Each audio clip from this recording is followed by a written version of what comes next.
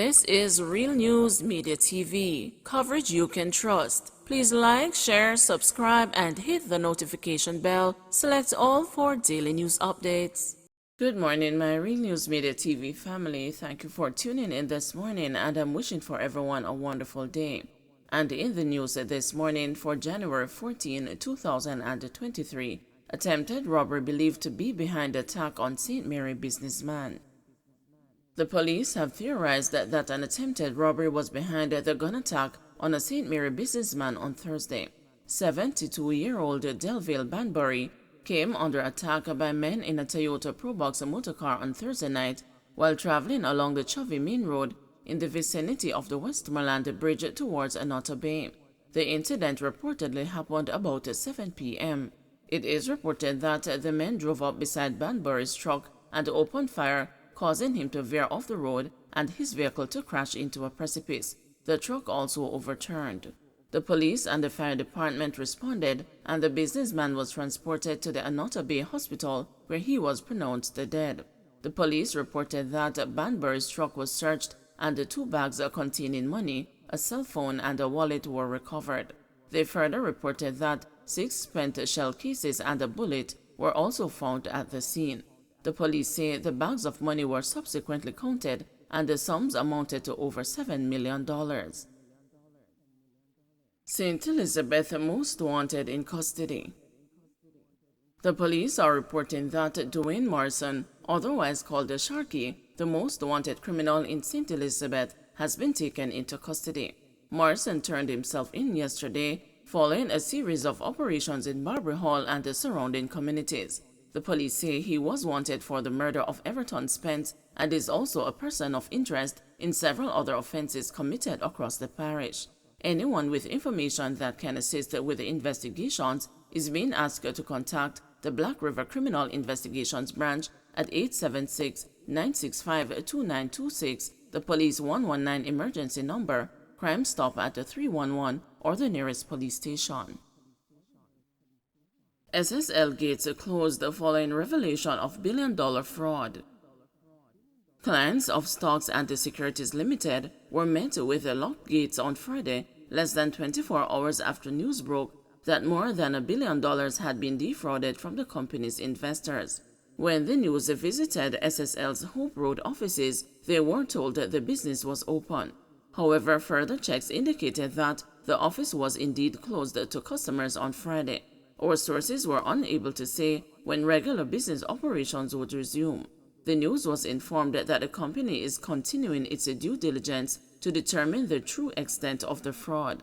The Financial Services Commission has initiated enhanced oversight on stocks and the Securities Limited as the investigations continue. This means that the company can continue to do business. However, the FSC will be combing through transactions and monitoring the movement of funds and the securities into and out of SSL.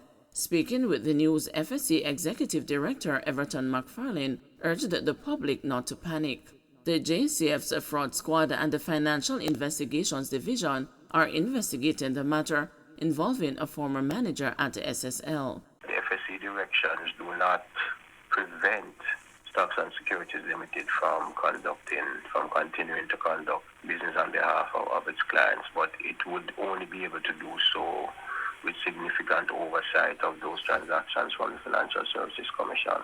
What that is meant to do is just to assure the integrity of those transactions, and in so doing to further protect customers of the entity. It's not barred from doing business. To do so at this time without fuller knowledge of the specific circumstances surrounding the entity could have been prejudicial to the very interests of the clients themselves.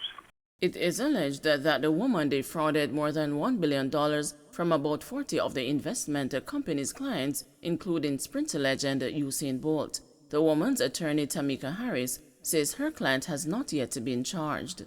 She says, however, the woman is willing to cooperate with investigators. I can confirm that the person has not yet been charged, and we are in dialogue I do believe that the police officers want to do a question and answer, and she is making herself available. I have indicated to them her willingness to come in and have that dialogue and have that discussion, and we are arranging a date and time. Good roads are becoming crash hotspots, says PSTEB.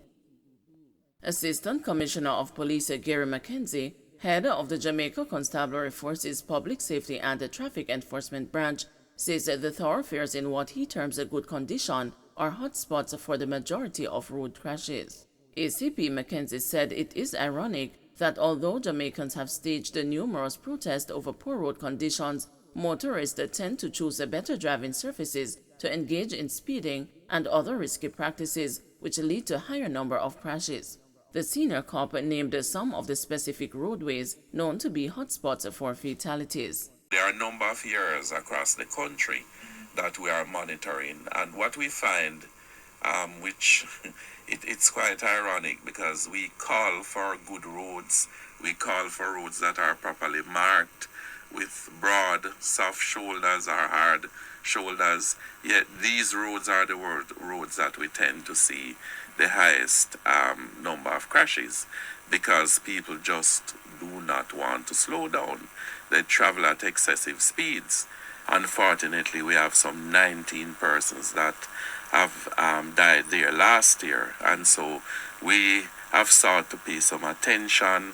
Definitely more speed checks need to be done.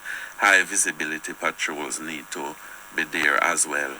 But more importantly, that area has a number of traffic lights, and based on my observation, every time I visit, they are in good working condition. But we find that, especially at late nights, there is a tendency to disobey them. And whenever, or sometimes when that happens, that is when we have some very serious crashes that end up in fatalities. Sentan, which has been a very challenging parish in terms of fatalities. The most famous of the roads, Landovery, but certainly from Discovery Bay come all the way to St. Anne's Bay. It's a long stretch of road, a lot of vehicles use it. There are areas that people overtake that they ought not to do, and whenever the rain falls, that makes it much worse. US $30,000 fraud uncovered at NCB Capital Markets. Another major fraud has been uncovered, this time at the National Commercial Bank Capital Markets in St. Anne, involving a female employee of the entity, a reliable police source has confirmed. The police say preliminary investigations have revealed that more than US $30,000 or 4.5 million Jamaican dollars was fleeced by the accused, but this sum is expected to increase significantly. According to the police, between July and October last year, the 35-year-old wealth advisor allegedly forged a number of customer signatures and transferred the money from their account to her account and that of other connected parties. The employee was arrested at the investment management entity's Osheria's branch and taken into custody on Friday. The Jamaica Constabulary Forces Fraud Squad is continuing to carry out investigations. This latest incident comes on the heels of a major fraud detected at investment firm Stocks and Securities Limited, amounting to more than $1.2 billion. Olympian Usain Bolt and a member of parliament whose name is being withheld are among more than 30 people whose investments at SSL are believed to be included in those fleeced by a wealth advisor who was recently fired by the company. Don't forget to like, share, subscribe, and hit the notification bell. Select all for daily news updates.